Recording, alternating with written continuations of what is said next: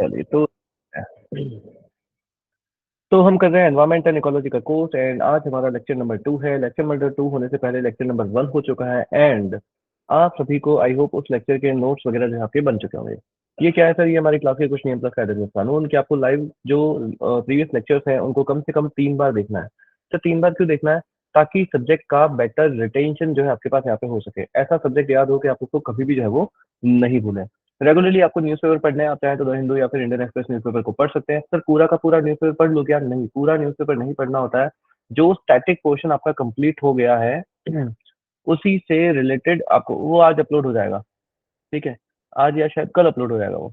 उसी से related news जो है आपको देखनी होती है एंड अगर कोई भी नया पॉइंट आपको मिलता है तो उससे आपको अपने नोट्स को जो है वो अपडेट जो है वो करना होता है। Yes sir. रेगुलरली आपके पास यहाँ पे डाउट सेशंस होंगे, मेंटेन करके रखना है decorum and discipline in class. अगर कोई सी भी तरह का कोई भी फाउल कमेंट या शोबाजी आप करते हो तो उसको टॉलरेट नहीं किया जाएगा, आपको स्ट्रेट अवे यहाँ से ब्लॉक कर दिया जाएगा। अगर आप क्लास के अंदर लेट आते हैं तो इससे आपकी सब्जेक्ट की अंडरस्टैंडिंग एडवर्सली इंपैक्ट होगी। तो इससे बचने के लिए क्या करना है? तो सर मेंटेन करके रखनी है पंक्चुअलिटी को। Medium of the teaching will be bilingual, every possible attempt will be made to explain a topic, please don't insist on any particular language for teaching. Please keep your mic off and camera on while joining the lecture and whenever asked for discussion, please keep your mic on. And जो backlog के subjects हैं उनको आपको हमारी website के ऊपर जाकर के वहां से जो है वो कंप्लीट करना है। तो अभी आप हमारी लाइव क्लासेस में है। Live classes are totally free. Live classes के लिए कभी भी किसी तरह का कोई भी अमाउंट जो है आपसे कभी भी नहीं पूछा जाता है। ये क्लासेस आपकी गूगल मीट के ऊपर होती है जिनका लिंक आपके टेलीग्राम एंड व्हाट्सएप के चैनल्स के ऊपर आता है एंड इन्हीं क्लासेस की रिकॉर्डिंग जो है वो यहाँ पे आपके पास हमारी वेबसाइट के ऊपर जो है वो अवेलेबल है। इन सारे कोर्सेज हम लोगों ने कर लिए। हमने इंडियन पॉलिटी किया है, रिलेशंस कर लिए हैं, Indian economy, geography and environment and ecology हमने कर लिया है। एंड ये सारे के सारे कोर्सेज आपको मेंबरशिप प्लान के साथ जो है वो मिल सकते हैं एक साथ ही। Yes sir. मंथली प्लान आप लेते हो तो 799 में, क्वार्टरली आप लेते हो तो 21573 में मिल जाएगा और ईयरली आप लेते हो तो 6999 में मिल जाएगा। सर बेस्ट प्लान कौन सा है? देखो बेस्ट प्लान वही है ना जो हमने रिकमेंड किया है। Yes sir. इसमें क्या होता है, आज तक एंड आज के बाद तक जितना भी हुआ है वो सब कुछ जो है आपको यहाँ पे मिल जाता है। Yes sir. जीएस से रिलेटेड सारे के सारे कोर्सेज जो आपको यहाँ पे मिल जाते हैं। तो हम आ चुके हैं हमारी ब्लैंक स्क्रीन के ऊपर और ब्लैंक स्क्रीन के ऊपर आकर के हम लोग जो है वो सीधा आज से पढ़ना जो है वो स्टार्ट करते हैं। Yes sir. तो हमने इकोसिस्टम को पढ़ना जो है वो स्टार्ट कर दिया था एंड इकोसिस्टम में पढ़ में हमने लास्ट में देखा था कि आपने मास एक्सटिंक्शन के बारे में हम लोग समझ रहे थे कि मास एक्सटिंक्शन जो है आपके पास यहाँ पे कितने सात तरीके के हो रखे हैं। तो टोटल हम लोग देखते हैं तो अभी तक 5 एक्सटेंशन जो है वो चल हो चुके हैं एंड छठा जो है आपके पास यहाँ पे चल रहा है। तो छठा चल रहा है क्या? हाँ, छठा जो है वो चल रहा है। सर हम कभी भी एक्सटिंक्ट हो सकते हैं। हाँ, कभी भी मान लो थैनोस जैसा अगर कोई इंसान आ गया एंड उसने अगर ऐसे चुटकी बजा दी तो चुटकी बजा दी तो एक्सटिंक्ट हो जाओगे। Yes sir. तो मास एक्सटिंक्शन जो छठा है आपके पास यहाँ पे चल रहा है। तो सर ना ये मास एक्सटिंक्शन होता क्या है? मास एक्सटिंक्शन आपके पास होता है जब एट लीस्ट, कैसी एट लीस्ट सर, मतलब ज्यादा से ज्यादा, अरे ज्यादा से ज्यादा नहीं, कम से कम हाफ ऑफ दी स्पीसीज जो है वो एकदम से डाई आउट हो जाती है। सर एकदम से, हाँ, relatively short span of time में, कम समय में हाफ ऑफ दी स्पीसीज अगर आपके पास यहाँ पे डाई आउट हो जाती है वो भी एकदम से।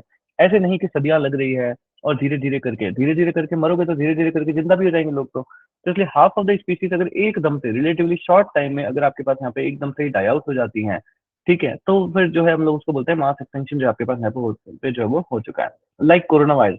कोरोना वायरस जो था वो एक्सटिंक्शन नहीं है, वो एक डिजीज है, ठीक है?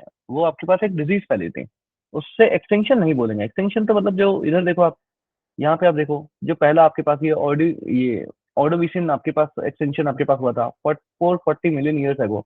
इसमें आप देखोगे तो मराइन ऑर्गेनिज्म थे वो सारे के सारे यहाँ पे खत्म हो जाते हैं। फिर डेवोनियन एक्सटिंक्शन आपको मिलता है 365 मिलियन ईयर्स अगो। इसमें मैनी ट्रॉपिकल मैराइन स्पीसीज जो है वो आपके पास एक्सटिंक्ट जो है वो हो गए।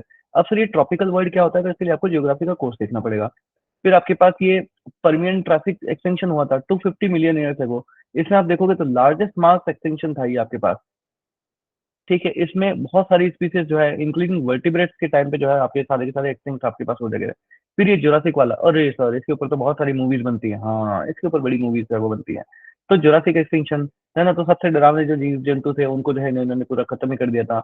उसके पास अब ये क्रेटासियस टर्शियरी आपके पास मिलता है 65 मिलियन एगो से। सर ये तो 5 ही हुए ना? अरे बेटा, पांचवा जो है, छठा जो है हम लोग कर रहे हैं ना, तो ये छठा हम लोग जो कर रहे हैं वो कैसे हो रहा है? उसको बोलते हैं एंथ्रोपोजेनिक एक्सटिंक्शन। सर एंथ्रोपोजेनिक मतलब हम ही कर रहे हैं।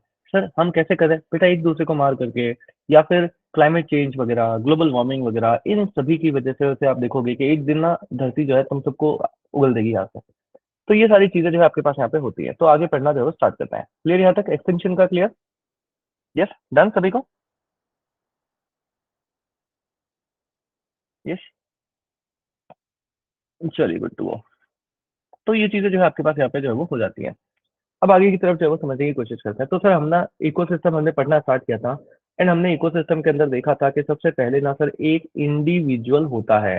Yes sir. फिर वो इंडिविजुअल जब बहुत सारे मिल जाते हैं तो हम उसको जो है वो क्या कह देते हैं कि सर पॉपुलेशन जो है वो हो गई है। सर फॉर एन एग्जाम्पल दो ना। एग्जाम्पल जैसे कि पहले जो है आपके पास यहाँ पे एलिफेंट्स जो है वो बहुत ज्यादा मिल जाते हैं, चलो मान लो। फिर अगर बहुत सारे एलिफेंट्स इकट्ठे हो गए तो उनको हम क्या बोलेंगे? बहुत सारे एलिफेंट्स को सर हम बोल देंगे कि एलिफेंट की आपके पास पॉपुलेशन जो है वो आ चुकी है। जब इस तरीके की और भी बहुत सारी पॉपुलेशन आपके पास मिल जाए, भाई धरती के ऊपर जो है वो सिर्फ और सिर्फ एलिफेंट्स ही थोड़ी ना होंगे। You will get elephants also, you will get Lions also, you will get tigers, you will get people, you will get monkeys, you will get like donkey's, you will get snake. And जब इन सभी की population को हम लोग इकट्ठा कर लेते हैं तो हम उसको क्या बोल देते हैं? सर हम उसको बोल देते हैं कम्युनिटी। यस। जब इस तरीके की बहुत सारी कम्युनिटीज मिल जाती है एंड वो कम्युनिटी इंटरएक्ट करने लग जाती है, क्या करने लग जाती है? इंटरएक्ट बोला मैंने, कौन सा शब्द बोला मैंने? इंटरएक्ट बोला मैंने। तो इंटरएक्ट करने लग जाती है तो उसको हम बोलते हैं इकोसिस्टम। फिर ये इंटरएक्ट मतलब क्या? ये आपस में बातें बातें करने लग जाते हैं? अरे उसको इंटरेक्शन नहीं करते हैं कि सुबह शाम बहले और है ना कि और बता भाई कैसा दिन रहा तेरा, है ना, हाउ वाज योर डे, ऐसी वाली बातें नहीं।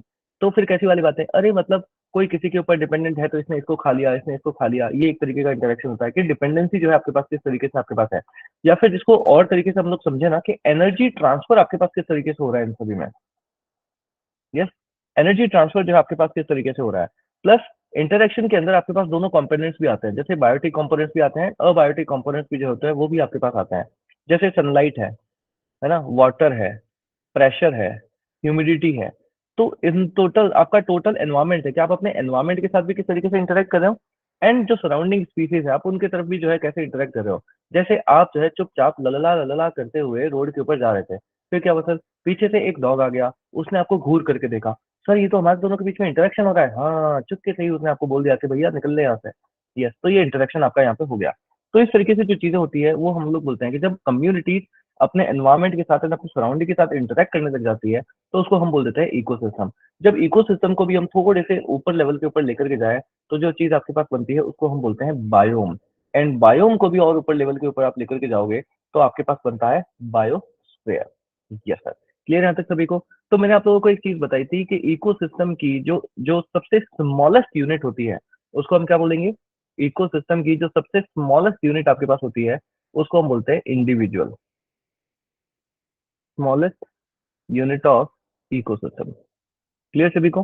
स्मॉलेस्ट यूनिट ऑफ इकोसिस्टम जो है आपके पास क्या हो जाती है? इकोसिस्टम इंडिविजुअल जो है आपके पास यहाँ पर हो जाता है। आई गेस यहाँ तक जो है सभी को क्लियर होगा। Done? Yes, good to go. चलिए तो इससे आगे जो है वो समझते हैं। यस, तो एक्सटिंक्शन की तक की कहानी जो है हम लोगों ने देख लेती है। अब आगे समझते हैं। अच्छा, मैंने आपको निश के बारे में नहीं बताया। निश के बारे में समझना है तो एक निश आपके पास एक टॉपिक होता है। निश में आपके पास क्या होता है कि जो इकोसिस्टम के अंदर आप हो, ठीक है, आपने एक इंडिविजुअल को देखा, वो इंडिविजुअल अपने इस इकोसिस्टम में इसका रोल क्या है, क्या कर रहे हो तुम सर? मतलब देखो ये तुम हो, ये तुम्हारा क्या है, ये सर हमारा ना प्यारा सा घर हो गया है। यस। तो इस घर में ना तुम कौन हो? सर मैं ना इस घर का उड़ाऊ पूत हूँ, उड़ाऊ पूत, कमाऊ पूत नहीं हूँ। तो उड़ाऊ पूत मतलब पापा मम्मी जो भी पैसा कमा के लाते हैं ना, मैं वो सारा का सारा पैसा उड़ा देता हूँ। अच्छा अच्छा अच्छा। तो ये क्या हुआ? ये सर मेरा एक रोल हुआ। अच्छा, ये तुम्हारा एक रोल हो गया। अच्छा, तुम्हारे जैसा और भी कोई है क्या? नहीं सर, और तो मेरे जैसे में अगर दो लग जाते तो घर के रास्ते ही लग जाते हैं। Yes sir. तो कैसा हुआ ये तुम्हारा रोल? ये मेरा रोल यहाँ पे हुआ गया यूनिक। इसी तरीके से हर एक इंडिविजुअल का अपने अपने इकोसिस्टम के अंदर एक रोल होता है या फिर एक फंक्शन होता है।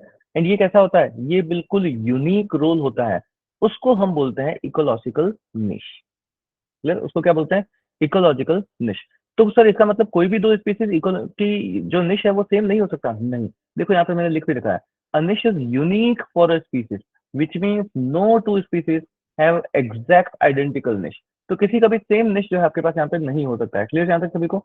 निश जो होता है ये सबसे इंपॉर्टेंट पॉइंट है यहाँ पर, जो आपके पास यहाँ पे क्वेश्चन आता है कि क्या निश जो है आपके पास अलग अलग जो है हो सकता है क्या, या किसी भी दो स्पीसीज है वो सेम निश हो सकती हैं क्या? नहीं, उनका सेम निश जो है आपके पास यहाँ पे नहीं होता है, वो हमेशा आपके पास कैसा मिलेगा, अलग अलग जो है होगा। तो सर ये निश की इंपॉर्टेंस क्या है? निश की इंपॉर्टेंस इसलिए है कि जब तक आपको निश पता नहीं चलेगा तब तक आप उसके लिए कंजर्वेटिव एफर्ट्स जो है वो नहीं ले सकते हैं। तो एक स्पीसीज को कंजर्व किस तरीके से हमें करना है, उसमें भी जो है आपके पास यहाँ पे निश जो है वो काफी काम आपके पास आता है। तो सर निश के टाइप्स भी होते हैं। हाँ, निश काफी तरीके का होता है, जैसे हैबिटेट निश, जैसे आपके पास फूड निश हो सकता है, रिप्रोडक्टिव निश आपके पास हो सकता है, फिजिकल एंड केमिकल निश जो है आपको पास यहाँ पे देखने को मिलता है। तो निश को लेकर के क्या चीजें आपको याद रखनी है सर? निश को लेकर के सबसे पहली बात तो हमें ये याद रखनी है कि it tells about the functions और the role of an individual in the ecosystem. Yes sir, पहला पॉइंट याद हो गया। दूसरा क्या पॉइंट याद रखना है कि ये हमेशा कैसा होता है, यूनिक होता है। तीसरा पॉइंट क्या याद रखना है कि two species can't have same niche, दो स्पीसीज का सेम निश आपके पास यहाँ पे नहीं हो सकता। चौथा पॉइंट क्या याद रखना है, ये किसके लिए इंपॉर्टेंट है सर? कंजर्वेशन के लिए इंपॉर्टेंट है। ये क्या आपके पास कंजर्वेशन के लिए इंपॉर्टेंट है। तो ये सारे पॉइंट्स आपको निश के लिए ध्यान रखने हैं। सर टाइप्स ऑफ निश, अरे बिल्कुल टाइप्स ऑफ निश तो ध्यान रखना ही है।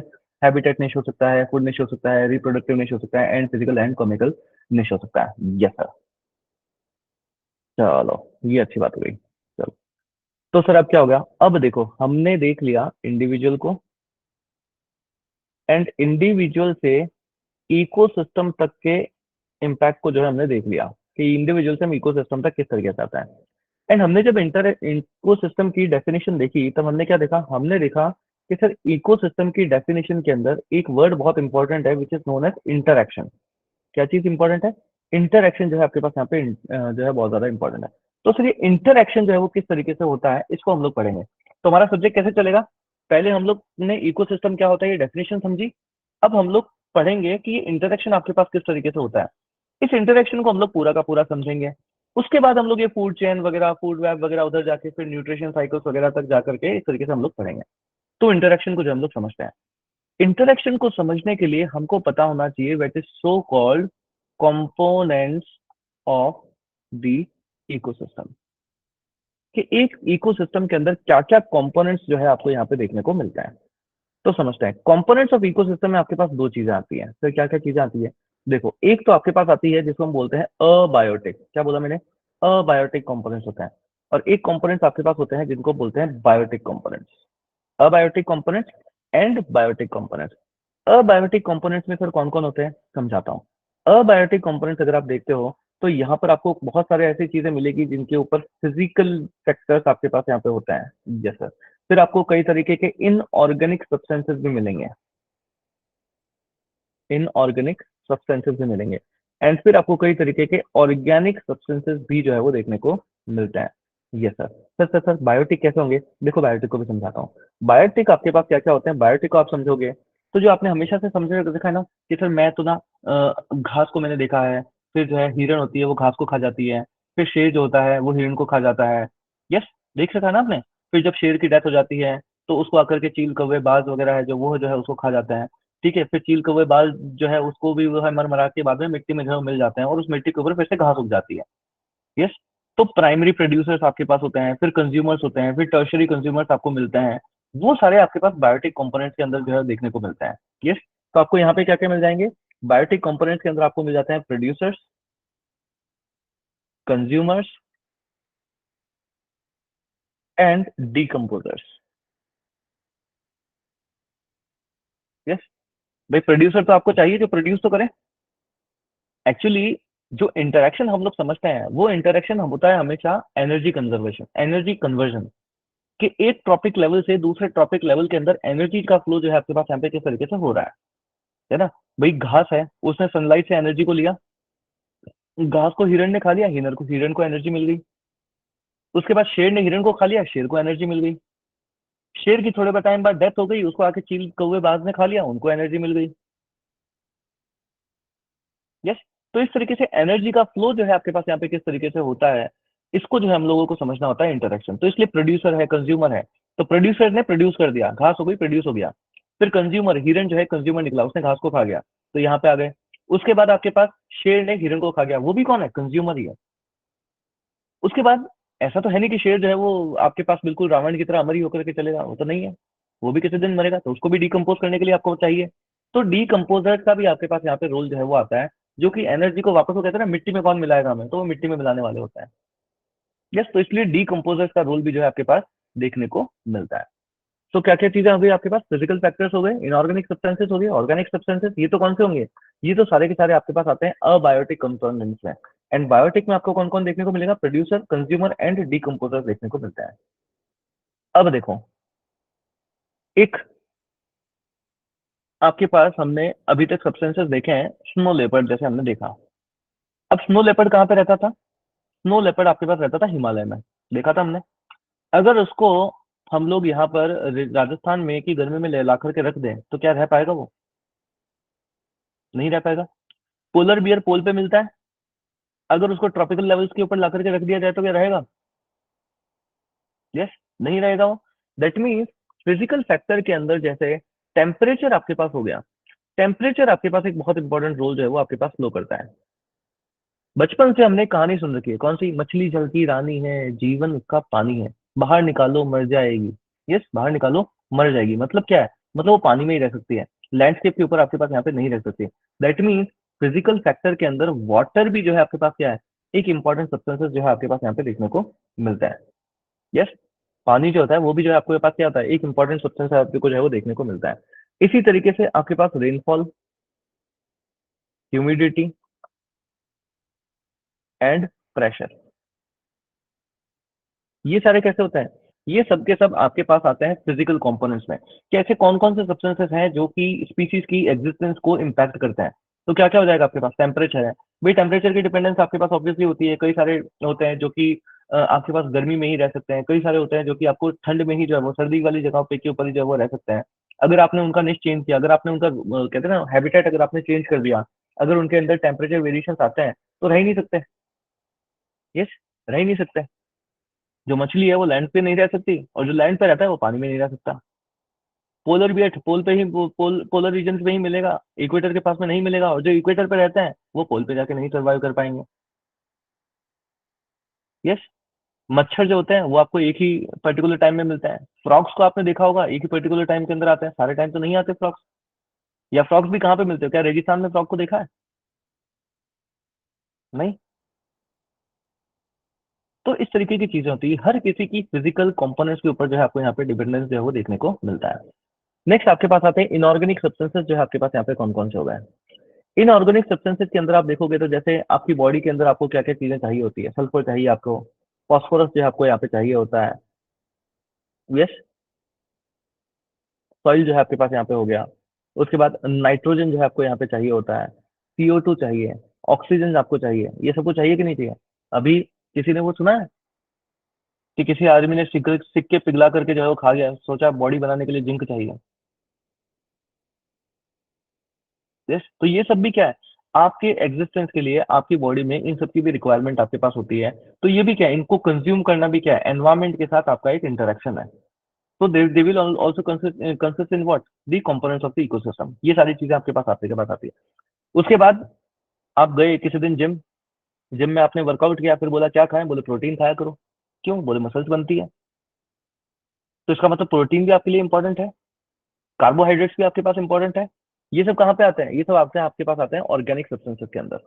ऑर्गेनिक सब्सटेंसेस में आप देखोगे तो आपके पास प्रोटीन हो गया, कार्ब्स आपके पास हो गए, ये सारे कार्बोहाइड्रेट्स वगैरह आपके पास हो गए, ये सब के सब आपके पास ऑर्गेनिक सब्सटेंसेस के अंदर जो है वो आते हैं। तो ये सब क्या है? इनको अगर आप देखते हो तो they are the building block, they are the building blocks of the living organisms. Living organism का पूरा आपके पास एक बिल्डिंग ब्लॉक ही जो है आपके पास ये बन जाता है। डन सभी को यहाँ तक? यस। तो क्या क्या चीजें हमने पढ़ी? हमने देखा कि सर एक इंडिविजुअल होता है, इंडिविजुअल और इकोसिस्टम का रिलेशनशिप को हमें समझना है, तो क्या समझना होता है? इनका इंटरेक्शन, कि इंडिविजुअल से पॉपुलेशन आया, पॉपुलेशन से आपके पास कम्युनिटी आती है, फिर वो कम्युनिटी एक दूसरे के साथ इंटरेक्ट करती है, अपने एनवायरमेंट के साथ इंटरेक्ट करती है। इस पूरे को हम इकोसिस्टम कह सकते हैं। उसके बाद हम इंटरेक्शन को समझते हैं कि इंटरेक्शन आपके पास किस तरीके से होता है। तो इंटरेक्शन को समझने के लिए हमको समझना है कंपोनेंट्स क्या-क्या होंगे, एंड वो कंपोनेंट्स को जब हमने क्लासिफाई किया तो 2 तरीके के कंपोनेंट्स आपके पास निकल के आए। एक आपके पास आते हैं अबायोटिक कंपोनेंट्स, एक आपके पास आते हैं बायोटिक कंपोनेंट्स। अबायोटिक कंपोनेंट्स में कौन-कौन होंगे? 3 तरीके की चीजें आपको मिलेगी, फिजिकल फैक्टर्स हैं, इनऑर्गेनिक है, ऑर्गेनिक सब्सटेंसेस है। एंड बायोटिक कंपोनेंट्स को आप देखते हो तो वहां पर भी आपको 3 तरीके की चीजें मिलती है, प्रोड्यूसर्स, कंज्यूमर एंड डीकंपोजिटर्स। ये प्रोड्यूसर, कंज्यूमर और डीकंपोजिटर्स कहाँ पे सही से समझ में आएंगे? जब हम फूड चेन, फूड वेब, वहां पे जो चीजों को समझेंगे। बट अभी एक बार जब अबायोटिक कंपोनेंट्स को देखते हैं, यहाँ के इंटरेक्शन को समझते हैं, तब हमको देखना है कि फिजिकल फैक्टर्स में भी क्या क्या चीजें हैं। जैसे टेम्परेचर हो गया है, वाटर है, रेनफॉल है, ह्यूमिडिटी है, प्रेशर है। यस, जैसे एक मान लो कोई स्पीसीज है जो कि हाई सैलिनिटी के अंदर रहता है, तो क्या वो लो लो लो, लो सैलिनिटी के ऊपर रह पाएगा? नहीं, नहीं रह पाएंगे। तो इस तरीके की आपको चीजें, डिफरेंस मिलते हैं कि कहाँ पे कौन सी चीज रहेगी। और ये सब चीजें जब जानोगे तभी आप उनके लिए कंजर्वेटिव एफर्ट्स जो है वो ले पाओगे। मान लो स्नो लेपर्ड को कंजर्व करने के लिए आपको दे तो दिया प्रोजेक्ट, बट आपको पता ही नहीं कि इसका हैबिटेट होता कैसा है। अपने ही घर में ला करके अपने बेडरूम में रख दिया उसको, क्या सर्वाइव कर लेगा? यस। तो पता होना चाहिए कि कहाँ पे जो है वो रहेगा वो। ये चीज आपके पास। तो एक एक करके इन कंपोनेंट्स को जो है वो समझने की कोशिश करते हैं। एंड सबसे पहले समझते हैं कि सर टेम्परेचर का क्या रोल है हमारे पास। किसका क्या रोल है? टेम्परेचर का जो है आपके पास यहाँ पे क्या रोल है, इसको जो हम लोग समझते हैं। तो बचपन से ही ना आपने एक चीज सुन रखी है, सर क्या चीज सुन रखी होती है? कि टेम्परेचर से दो तरीके के जीव होते हैं, एक तो नरम दल और एक गर्म दल। सर मतलब एक तो उसके पास होते हैं warm bodied, yes, warm blooded, और एक आपके पास होते हैं कोल्ड ब्लडेड। अब इनकी डेफिनेशन आप भली कितनी ही सुन लो, इनकी डेफिनेशन से आप चली कितनी सुन लो, पर डेफिनेशन के बाद भी अगर सही से समझ में आता है तो नहीं आता। सही से अगर आपको वार्म ब्लडेड और समझ में है ना, तो एक बहुत प्रॉपर सही पहचान होती है। अगर आपको इनके शरीर पे बाल दिख जाते हैं, एंड अगर इनके कान है, ईयर्स एंड हेयर्स, अगर बाल है और कान है, तो फिर हम उसको वार्म ब्लडेड के अंदर काउंट करते हैं। Exceptions will be everywhere, exceptions होंगे, तो वो नहीं करना है कि सर देखो ये कैसे मिल गया, exceptions will be there. But एक नॉर्मल पहचान जो आपके पास होती है वो क्या होती है? कि बाल है और कान है, तो वो आपके पास कैसा हो जाएगा? वार्म ब्लडेड जो है आपके पास यहाँ पे हो जाता है। तो ये आपके पास है सिंपल। इनका एग्जांपल आपको कैसे देखने को मिल जाता है कि अगर उसके शरीर के ऊपर हेयर्स हैं एंड अगर ईयर है, तो हम उसको जो है वो वार्म ब्लडेड की पहचान के अंदर जो है वो रख लेते हैं। बट ये तो पहचानने का तरीका हुआ। तो लिखेंगे कैसे? लिखेंगे ऐसे कि अगर एक कोई आपके पास ऐसी स्पीसीज है जो कि किसी भी टेम्परेचर के अंदर एडजस्ट कर लेती है ना, which can adjust, which can adjust at any temperature with any external temperature, तो हम उनको बोलते हैं वार्म ब्लडेड स्पीसीज है। वो कैसी वार्म ब्लडेड स्पीसीज आपके पास होती है? जैसे कि एग्जांपल अगर आप देखोगे तो ह्यूमंस, हाँ सर, हम तो ना अभी इंडिया में रह रहे हैं, जब मर्जी आए तो हम हिमालय में जाके भी सर्वाइव कर लेते हैं, जब हम मर्जी आए तो हम राजस्थान में भी आके रह लेते हैं, जब हम मर्जी आए तो हम अमेरिका, स्विट्जरलैंड वहां पर भी जाकर के रह सकते हैं, और जब कभी मन गया, मर्जी आ गई तो रसिया वहां भी जाके रह लेंगे सर। यस और नो? वहां भी जाकर के जो हम लोग रह लेंगे। अरे सर ये तो सारी चीजें छोड़ो, आपको क्या ही पता है, हम तो उनके दिल में भी जाकर के रह लेते हैं। यस और नो? ये है ना? हाँ। तो सभी ने, जिन जिन लोगों ने ऐसे हाँ किया है, किसके दिलों में रह रहे हो भाई? हैं? अपने घर में रहो, पढ़ाई करो, यही चलो। ये- तो ये वार्म ब्लडेड, कोल्ड ब्लडेड तो बड़ी छोटी चीजें हैं ना, ये तो बहुत छोटी चीजें हैं सर, हम तो उनके दिलों में जाके रह लेते हैं। चलिए। ये भी एक अलग ही एक चीज चलता है ना, मतलब चलो किसी और टाइम बात करेंगे इस बारे में। आजकल लोग दिल में नहीं, दिमाग में रहता है, वो दिमाग खराब रहता है लोगों का, यही होता है। ये तो स्पीसीज ये आपके पास, वो अब इसका जो भी उल्टा होगा वो आपके पास कोल्ड ब्लडेड होगा।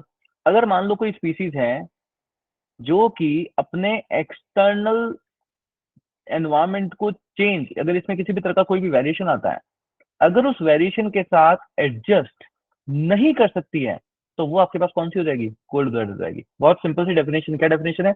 अगर कोई स्पीसीज एक्सटर्नल एनवायरनमेंट के साथ, ये जो एरो साइन होता है ना, ये हमेशा वेरिएशन को दिखाता है। अगर मान लो कोई भी आपके पास, मैंने एक कोई चीज बनाई एंड उसके ऊपर अगर मैं ये साइन, ये इंजीनियरिंग में हमारा ऐसे ही चलता है ना, इंजन में अगर उसके ऊपर हम ये एरो साइन बनाते हैं मतलब वेरिएशन है इसके अंदर, है ना, ये वेरिएशन का साइन है। तो मैंने ये जो लिख दिया कि एक्सटर्नल एनवायरनमेंट में अगर वेरिएशन आता है, उसके साथ अगर वो एडजस्ट नहीं कर पाता है, तो उसको हम लोग बोल देते हैं कोल्ड ब्लडेड है। जैसे आपने देखा होगा फ्रॉक्स, तो फ्रॉक्स को आप देखोगे रेनी सीजन में निकलते हैं। तो बचपन में ना बहुत बड़ी ऐसे चलती है कि फ्रॉक्स रेनी सीजन में ही क्यों आते हैं, कि बोले फ्रॉक्स ना बिल में रहते हैं, और जब रेन होती है तो उनके बिल में पानी भर जाता है, इसलिए वो बाहर आ जाता है। अरे वो ऐसा नहीं है, ये बचपन में ऐसे ही आपको जैसे होता है ना, भोलू बच्चे हैं वो जो ऐसे समझते हैं। ये क्या, ये उसी टाइम में जो है आपके पास यहाँ पे निकलते हैं। तो ये आपके पास होते हैं कोल्ड ब्लड। जैसे स्नेक्स को आपने देखा होगा, स्नेक्स भी क्या है, कोल्ड ब्लडेड है आपके पास एक्सटर्नल। तो जब कभी भी उनको लगता है कि बाहर का एक्सटर्नल कंडीशंस उनके सर्वाइवल के लिए सही नहीं हो रही है, तो वो हमेशा अंदर चले जाता है, ये चीज। और जब उनको बाहर लगने लगता है कि हाँ भाई अब ह्यूमिडिटी अच्छी अच्छी है, अब टेम्परेचर अच्छा है, तो सुहाना मौसम है ना, कि हाँ अब जो है स्नेक को बाहर घूमने में मजा आएगा, तब वो जो है वो बाहर आ जाता है आपके पास। और अगर आपने उसके उस बाहर मजे के लिए वो आया है, और आप अगर उसके थोड़ी बहुत अड़चन कर लो, तो वो डस भी लेता है आपको। यस। तो ये चीजें आपके पास, तो फ्रॉग भी आके टर टर टर टर आप करोगे तो एक पर्टिकुलर सीजन के अंदर ही आपको देखने को मिलते हैं, हर बार जो है आपको ये देखने को नहीं मिलता है। तो ये कैसे होता है, ये आपके पास कोल्ड ब्लडेड एनिमल्स जो है आपके पास यहाँ पे होते हैं। और जब कभी भी इनके, तो इनके लिए क्या है, इनके लिए आपके पास एनवायरमेंटल जो कंडीशंस होती है, एनवायरमेंटल जो कंडीशंस है वो कैसी होती है, वो वेरी करती रहती है। अब मान लो ये वेरी करेगी, तब एक तो चीज हो सकती है कि वो कंडीशंस इनके फेवरेबल हो जाए, और एक होती है कि वो इनके फेवर के अंदर जो है वो नहीं रहे, है ना, वो इनके फेवर के अंदर नहीं है। जब वो कंडीशंस इनके फेवर के अंदर नहीं होती है, तो वो कैसे होता है, वो ये सर मर जाते हैं। अरे मरते नहीं है, वो इनएक्टिव स्टेट के अंदर जो है वो आ जाते हैं। सर इनएक्टिव स्टेट के मतलब जैसे कहते हैं ना कि इनएक्टिव स्टेट के अंदर आ गए, मतलब वो स्लीप, सो गए। सर कुंभकर्ण बन गए, हाँ कुंभकर्ण की टाइप बन गए, वो सो जाते हैं, स्लीप साइकिल जो है उनका लंबा चल जाता है। तो इनएक्टिव स्टेट के अंदर जो है आपके पास आ जाता है। तो जब कभी भी उनकी एक्सटर्नल कंडीशंस आपके पास फेवरेबल नहीं होती है, तो आपको ये नहीं कहना है कि सर उनकी तो डेथ ही हो जाएगी, है ना, death is not like which will be taking always, है ना, हमेशा डेथ ही नहीं होगी आपके पास। वो इनएक्टिव स्टेट के अंदर जो है आपके पास चले जाते हैं। जैसे आपने एक वर्ड सुन रखा होगा, हाइबरनेशन, एस्टिवेशन, ये वर्ड्स आपने सुन रखे होंगे। ये सब क्या है, ये उनकी इनएक्टिवनेस को जो है वो दिखाता है। क्लियर। तो जैसे आपके पास एक एग्जाम्पल होता है पोलर बियर का। यस। जैसे आपने सुन रखा होगा पोलर बियर के बारे में। तो पोलर बियर कैसा होता है आपके पास, polar bear is an exception of warm blooded animals. Polar bear जो होता है ना वो एक्सेप्शन होता है, तो वार्म ब्लडेड के अंदर इसको एक्सेप्शन के अंदर आपको लिखना है कि सर एक्सेप्शन है ये। तो पोलर बियर जो होता है एक वार्म ब्लडेड एग्जाम्पल का, वार्म ब्लडेड स्पीसीज का एक्सेप्शन होता है आपके पास। ये होता तो वार्म ब्लडेड है, तो वैसे तो इसको एक्सटर्नल टेम्परेचर के साथ एडजस्ट कर देना चाहिए, बट वो कर नहीं पाता है। क्यों, क्योंकि ये भी एक पर्टिकुलर टाइम पीरियड के लिए हाइबरनेशन के अंदर चला जाता है। क्या करता है, ये भी हाइबरनेशन के अंदर चला जाता है। तो लोगों को ना ये डाउट आता है कि सर पोलर बियर जब हाइबरनेशन में चला जाता है, तो ये तो कोल्ड ब्लडेड होना चाहिए ना। नहीं, वो कोल्ड ब्लडेड नहीं होता है। वो कैसा होता है, वो वार्म ब्लडेड होता है। तो यूपीएससी जब क्वेश्चन पूछेगी ना, तो आपको फ्रॉग और स्नेक का नहीं पूछेगी, वो आपसे पोलर बियर के बारे में पूछेगी कि पोलर बियर हाइबरनेशन में जाता है, बोले हाँ sir. Polar bear warm blooded है क्या, तो ये क्या करना है, यस सर, एक्सेप्शन है वो आपके पास यहाँ पे।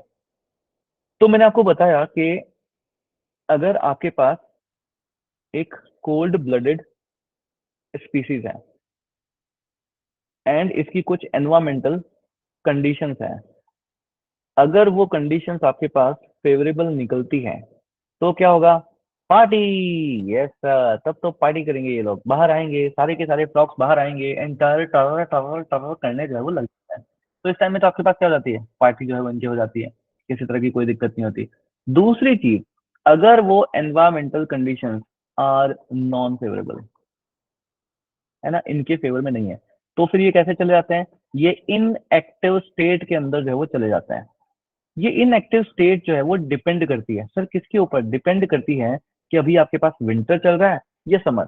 इनएक्टिव स्टेट जो होती है ना, वो एक्चुअल में अगर इसको आप धीरे से समझो, तो वो स्लीप होती है, कि भाई सो जाते हैं ये लोग, है ना, गहरी निद्रा में सो जाते हैं ये आपके पास। तो स्लीप होती है। अब ये सोते भी ना दो तरीके से हैं, कई सारे ऐसी स्पीसीज होती हैं जो कि उनको गर्मियां बर्दाश्त नहीं होती, तो गर्मी के टाइम में अपना कूलर चला के सो जाते हैं वो लोग, है ना, अपनी एसी ऑन किया और समर स्लीप रहते हैं, कि गर्मी में अपने चिल चाल, है ना, रूम में जाने का, एसी ऑन करने का और एकदम चिल करने का, है ना, ये चीज होती है उनके, तो वो समर स्लीप के अंदर चले जाते हैं। और कई सारे होते हैं जो विंटर सीजन उनको पसंद नहीं होता, तो वो विंटर स्लीप में चले जाते हैं कि यार कौन इतनी बाहर ठंड में जो है वो बाहर जाएगा, है ना, छोड़ो अपने घर के अंदर ही जाकर के सो जाते हैं अपने आराम से, है ना, हीटर वीटर लगा करके। तो ऐसे विंटर स्लीप में भी जो है आपके पास यहाँ पे चले जाते हैं। जब कोई किसी को कोई स्पीसीज है जिसको गर्मियां बर्दाश्त नहीं होती, और गर्मियों के टाइम में वो समर स्लीप जो है वो ले लेता है कि भाई अपने तो गर्मी बाहर है, बहुत ज्यादा है, इतनी तेज धूप पड़ रही है, अपने बाहर नहीं जाना, चुपचाप घर में जो है बैठ के सो जाओ। यानी समर्स के अंदर एट हायर टेम्परेचर वो इनएक्टिव स्टेट के अंदर आपके पास चला जाता है। इसको बोला जाता है एस्टिवेशन। क्या बोलते हैं इसको? एस्टिवेशन बोलते हैं। और ऐसी कोई स्पीसीज जिसको सर्दियां बर्दाश्त नहीं होती, तो सर्दियों में इनएक्टिव स्टेट के अंदर आपके पास चला जाता है, यानी लोअर टेम्परेचर के ऊपर आपके पास इनएक्टिव स्टेट में चला जाता है। इसको बोला जाता है हाइबरनेशन। यस। तो एस्टिवेशन आपके पास क्या हो जाएगा? Summer sleep. एंड हाइबरनेशन आपके पास क्या हो जाएगा? Winter sleep. डन।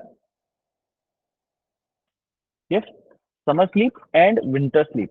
तो आई गेस ये जो है चीज आपके पास यहाँ पे जो है वो समझ में आ रही होगी आपको कि किस तरीके से चीजें चलती है आपके पास। डन सभी को? कोल्ड ब्लडेड बहुत सिंपल सी बात है, कोल्ड ब्लडेड एनिमल है, एनवायरमेंटल कंडीशंस देखनी है। अगर फेवरेबल है तो चिल करेगा, वो पार्टी करेगा आराम से। एंड अगर फेवरेबल नहीं है, नॉन फेवरेबल है, तो फिर देखेंगे कि एक्टिव स्टेट मतलब इनएक्टिव स्टेट के अंदर चला जाएगा, सो जाएगा वो अपने आराम से। अब कौन से टेम्परेचर्स हैं या कौन सी वो रेंज है जहां पर वो नहीं कर पाता? अगर उसको गर्मियां बर्दाश्त नहीं हो रही है तो समर स्लीप लेगा वो। अगर सर्दियां बर्दाश्त बर्दाश्त नहीं हो रही है तो विंटर स्लीप लेगा वो। समर स्लीप में जो जाते हैं उसको एस्टिवेशन बोला जाता है, एंड जो विंटर स्लीप के अंदर जाते हैं उसको हाइबरनेशन बोला जाता है। डन। तो पोलर बियर जो है वो हाइबरनेशन लेते हैं, तो उनको मतलब क्या विंटर स्लीप लेते हैं या समर स्लीप लेते हैं? समझ पा रहे हो ना आप? यस। ये सारी चीजें आपको यहाँ पे समझना है। अच्छा, एक क्लासिफिकेशन जो है वो ये नहीं है, आपने दो शब्द और भी सुन रखे होंगे जिसको बोला जाता है, एक तो यूरी थर्मल और एक स्टेनोथर्मल। टेम्परेचर के ऊपर एक क्लासिफिकेशन आपके पास और भी होता है बचपन से। ये भी जो है आपने सुन रखे हैं वर्ड, तो पहले टर्मिनोलॉजी को ही समझ लेना काफी सही है। आपने एक शब्द सुन रखा होगा यूरी थर्मल, और एक आपके पास होता है स्टेनोथर्मल। इसको भी समझते हैं जो आपके पास क्या है। सर अभी ना हम लोग जैसे राजस्थान में रह रहे हैं, गर्मियां पड़ रही हैं, मन करा घूमने के लिए हिमालय भी चले गए, सर्दियां पड़ रही है। मन करा घूमने स्विट्जरलैंड भी चले गए, सर्दियां पड़ रही है। मन करा बिल्कुल इक्वेटर के ऊपर मुंबई गोवा में भी चले गए, ह्यूमिडिटी काफी हाई है, फिर भी चले, चिल कर रहे हैं, कोई दिक्कत नहीं है। यस। बरसात में घूमने का मन हुआ तो उधर चले गए, पौंडीचेरी वाली जगह पे खूब सारी बरसात में एंजॉय किया हमने।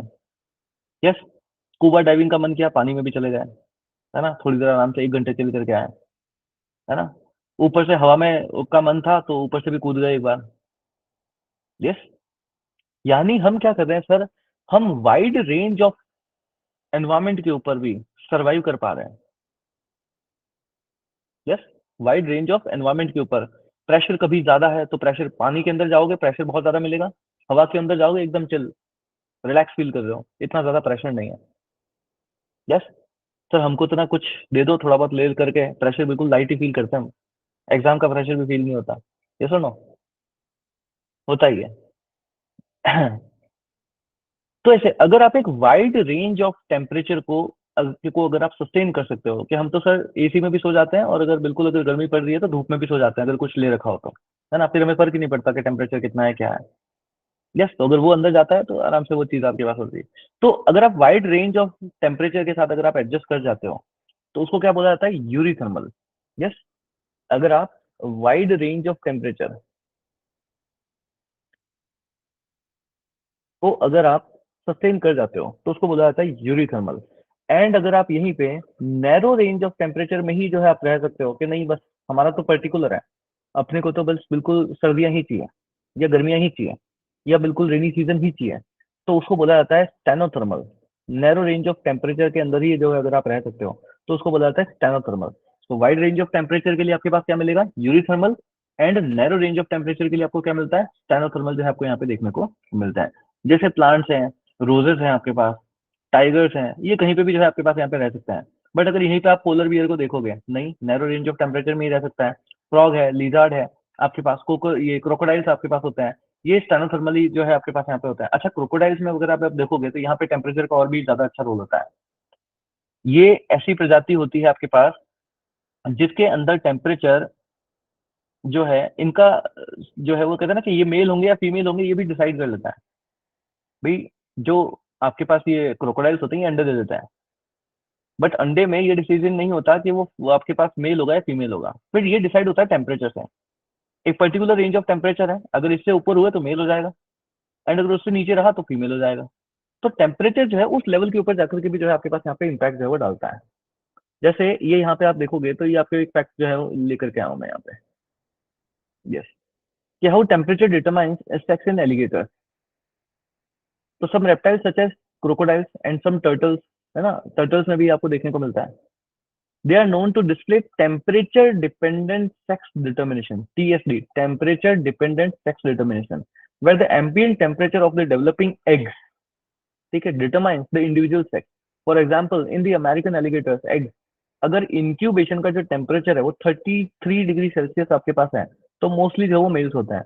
और अगर ये 30 डिग्री के आसपास आपको दिखा, तो फिर जो है वो मोस्टली वो फीमेल्स आपके पास यहाँ पे होती है। तो टेम्परेचर आप देखो इस लेवल के ऊपर जाकर के भी आपके पास जो है वो आपके पास इम्पैक्ट डालता है। तो ये कोल्ड ब्लडेड एनिमल्स है, वार्म ब्लडेड एनिमल्स है, उनके बारे में जो चेंजेस वगैरह हैं, थोड़े बहुत डिफरेंसेस हैं, इनको मैंने आपको लिखा है यहाँ पे। ये सारे पॉइंट्स हैं, इनको जब आप ये रिकॉर्डिंग देखो तो एक बार रोक रोक करके इनको बारे में जो है वो लिख लेना, ये सारे नाम वगैरह जो है वो लिख लेना है आपको, है ना। अभी जो है हम लोग आगे चलते हैं और कंसेप्ट को जो है वो समझते हैं। तो यूरी किसको हम लोग बोलेंगे, when wide range of temperature आपको देखने को मिलती है तो उसको हम यूरी बोलते हैं, और जब नैरो रेंज ऑफ टेम्परेचर देखने को मिलेगी तो वो आपके पास स्टैनो जो है वो हो जाता है। अब इसमें से आपको जो टेक अवे है वो एक ये भी चीज समझनी है कि सर यूरी का मतलब क्या है और स्टेनो का मतलब क्या है। थर्मल तो उसके आगे चीज लग गया है। यूरी का मतलब हमेशा वाइड रेंज होगा, और स्टेनो का मतलब आपके पास हमेशा नैरो रेंज मिलेगी। जैसे आगे जाकर के जब हम लोग जया श्रीवास्तव नोट्स बना रहे हैं ना, लिख रहे हो क्या, है ना, समझ लो पहले नोट्स, तो ये रिकॉर्डिंग अपलोड अपलोड होगी, वहां पे देख लेना, आराम से लिख लेना वहां पर। दूसरी बार जब समझोगे ना तो थोड़ा बहुत एक्चुअली इसका फायदा भी है, जब आप दूसरी बार वापस लेक्चर देखोगे तो थोड़ा और ज्यादा समझ में आएगा। और अभी जब साथ के साथ नोट्स बना रहे हो तो थोड़े बहुत पॉइंट्स मिस हो रहे हैं एक्चुअली, इसलिए पहले सिर्फ लेक्चर को सुन लो, ये तो रिकॉर्डिंग अपलोड हो जाएगी, वहां से देख लेना, फ्री है बिल्कुल ही।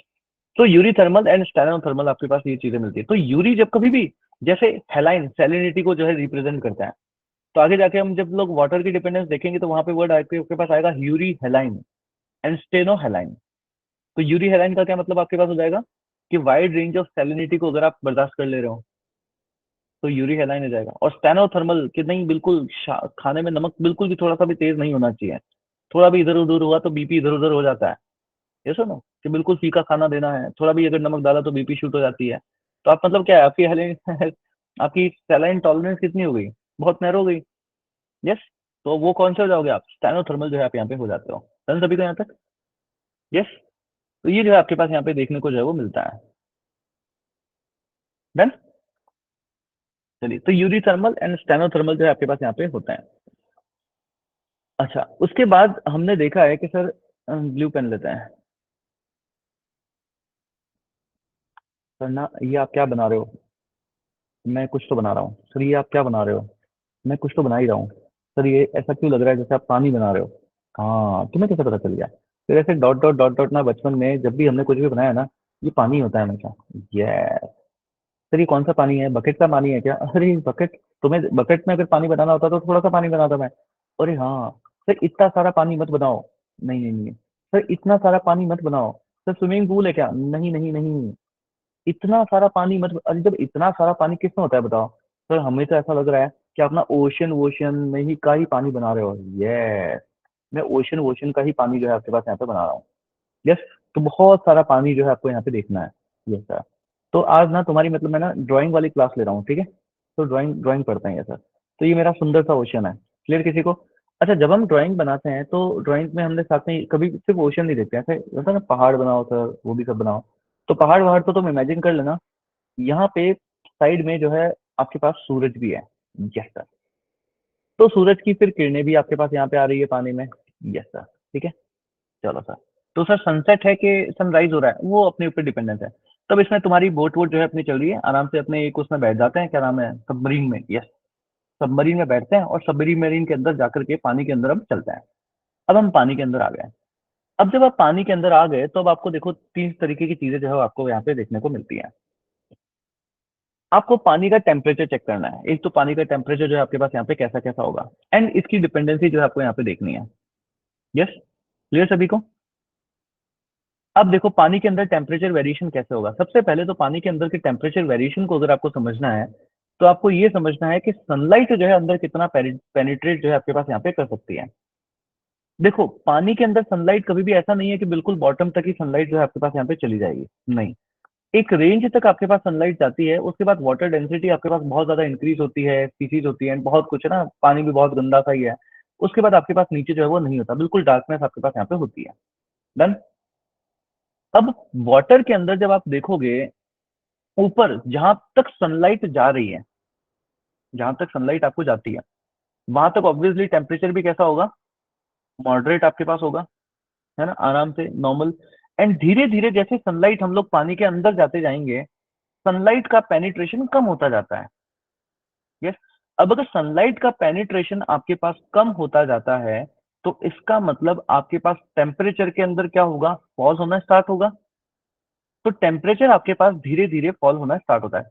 तो एकदम रैपिड फॉल नहीं आता, धीरे धीरे आपके पास जो है टेम्परेचर में फॉल आना स्टार्ट होता है।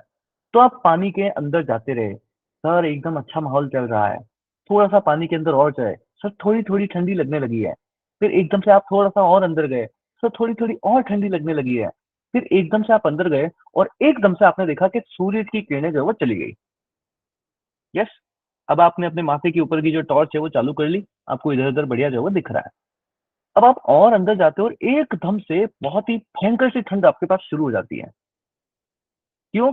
क्योंकि rapid fall in the temperature आपको देखने को मिलता है। तो हमेशा टेम्परेचर का वेरिएशन आपको समझ में आया ना कैसे होगा। अगर मैं एक डायग्राम दूं एंड मैंने यहाँ पे मैं लिख देता हूँ कि भाई यहाँ पे मान लो जो 40 डिग्री सेल्सियस है से लेकर के 0 डिग्री सेल्सियस से लेकर के मान लो वापस -40 डिग्री सेल्सियस है ना, ये -40 तो जो है मान लो यही आ जाएगा 40 डिग्री सेल्सियस। तो टेम्परेचर का वेरिएशन कैसे चलेगा, पानी में पानी में पानी में पानी में जा रहे हैं, ये पानी की डेप्थ है ना, पानी की डेप्थ में हम जा रहे हैं। तो थोड़ा सा वेरिएशन आपको देखने को मिला, और फिर एकदम से ही आपको जो है वो टेम्परेचर के अंदर वेरिएशन जो है वो, मतलब सॉरी डेप्थ में आप जाओगे तो ये तो कॉन्स्टेंट बन गया। अ, मैंने थोड़ा सा गलत बना दिया डायग्राम ना, एक सेकंड रुकना। इस साइड में मैं अगर मैं डेप्थ लेता हूँ और इधर की साइड में जो है मैं टेम्परेचर ले लेता हूँ। यस। यहाँ पे आपके पास 40 डिग्री, 0 डिग्री, फिर 20 डिग्री, -20, -30, -40 देखने को मिल रहा है। तो 40 से 0 तक तो आप ग्रेजुअली जो है वो आ रहे हो डेप्थ के साथ। बट फिर जैसे ही डेप्थ हल्की सी भी इंक्रीज हुई ना, बट टेम्परेचर के अंदर फॉल बहुत ज्यादा हो जाता है। यस। डेप्थ तो आपने थोड़ी सी ट्रेवल करी, बट टेम्परेचर के अंदर बहुत ज्यादा फॉल जो है आपको यहाँ पे देखने को मिल जाता है। तो ये चीजें आपको हमेशा ओशन के अंदर देखने को मिलेगी। तो क्या क्या है आपके पास चीजें, सबसे पहली चीज आपको यहाँ पे क्या क्या समझनी है कि एक तो आपको ओशन के पेनिट्रेशन के अंदर जो सनलाइट आपके पास है, उसकी डिपेंडेंस आपको देखनी है कि सनलाइट जो है वो कैसे ऊपर तक। तो एक रेंज तक तो आपको सनलाइट मिलेगी, उसके बाद सनलाइट में जो है आपको यहाँ पे देखने को नहीं मिलता है। अब जहां तक पानी में सनलाइट आ रही है, उसकी एक डेफिनेशन होती है। जहां पे पानी बिल्कुल नहीं दिख रहा, उस पानी को अलग जो है वो कहा जाता है। अब वो सब क्या है, ओवर द टाइम हम लोग हमारे सब्जेक्ट के अंदर देखेंगे। अभी हम लोग टेम्परेचर डिपेंडेंसी को जो है वो समझ रहे हैं। तो हमने ओशन के अंदर देखा कि ओशन के अंदर टेम्परेचर जो है वो किस तरीके से आपके पास चेंज होता है। यस। ओशन के अंदर हमने देखा कि सर टेम्परेचर जो है, टेम्परेचर वाइज अगर मैं देखूं, तो मान लो यहाँ पे 40 डिग्री सेल्सियस है, फिर अगर 0 डिग्री सेल्सियस आया, फिर -20 डिग्री सेल्सियस आया, -30, -40, -80, या जो भी रेंजेस मेरे को यहाँ पे देखने को मिलती है ना, ये। तो पहले तो आपके पास क्या ऐसा है, ग्रेजुअल चेंजेस टेम्परेचर के अंदर आ रहे हैं। यस। एंड उसके बाद एकदम से रैपिड चेंजेस जो है आपको टेम्परेचर के अंदर देखने को मिल जाता है। पहले कैसे, पहले तो ग्रेजुअल आपके पास होंगे, जगह से अगर मैं टेम्परेचर की प्रोफाइल बना दूं आपके पास, तो साइड में अगर मैं बनाता हूँ तो वो इस तरीके से पहले तो ग्रेजुअल चेंजेस देखने को मिलते हैं, फिर एकदम rapid fall in the temperature जो है आपको यहाँ पे देखने को मिल जाता है। तो इस तरीके से पानी को बेस्ड ऑन द टेम्परेचर, किसके बेसिस के ऊपर ध्यान रखना है, बेस्ड ऑन द टेम्परेचर हम लोग ओशन वाटर का भी वापस क्लासिफिकेशन जो है वो करते हैं। अब ये कैसे कैसे क्लासिफिकेशन होता है इसको जो है वो समझते हैं। तो एक आपके पास वाटर होता है जिसको बोला जाता है एपीलिम्नियन। एपीलिम्नियन। फिर आपके पास होता है मेटालिम्नियन, और फिर आपके पास होता है हाइपोलिम्नियन। हाइपोलिम्नियन water. Clear.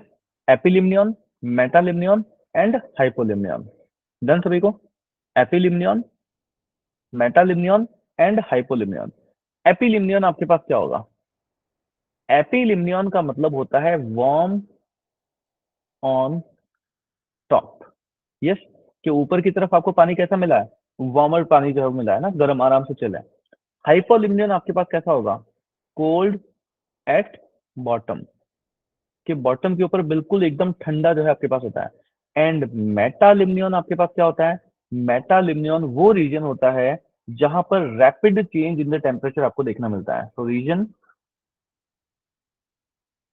Eight which temperature changes rapidly,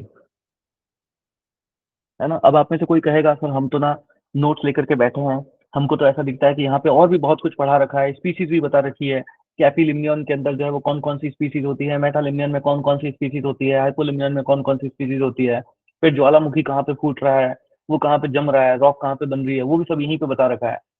वो मेरा तरीका नहीं है। हम लोग एक एक चीज को पिक करते जाते हैं, फिर हम लोग सब्जेक्ट के अंदर डेवलप होते जाते हैं। क्लियर? तो अभी हम सिर्फ डेफिनेशन के ऊपर देख रहे हैं, तो इसलिए हम लोग ये देखेंगे, फिर जब आगे पढ़ेंगे कहीं पे भी लिखेंगे मैं कि एपिलिम्नियन ये होता है, आपको अपने आप समझ में आ जाएगा एपिलिम्नियन क्या है। यस, तो जैसे हमने वो कहते हैं ना, लेयर बाय लेयर जो है हम लोग सब्जेक्ट को पढ़ते हैं। यस। अच्छा, एक और चीज है। आज जो है एक अपडेट आया है वो न्यूज के अंदर, पढ़ा कि नहीं पढ़ा उसको? आर्टिकल नंबर 105 को लेकर के, पढ़ा कि नहीं पढ़ा उसको? इंडियन पॉलिटी नोट्स अपडेट नहीं करें? मैंने कहा ना न्यूज़ पढ़ो और न्यूज़ के थ्रू नोट्स को अपडेट करना होता है। नहीं पढ़ा? चलो कोई बात नहीं, न्यूज़ को देखना। पॉलिटी से रिलेटेड एक न्यूज़ है जो कि आपकी यूपीएससी के लिए बहुत इंपॉर्टेंट है।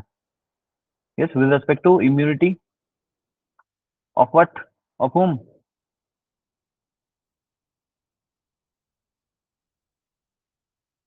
किसकी इम्यूनिटी से?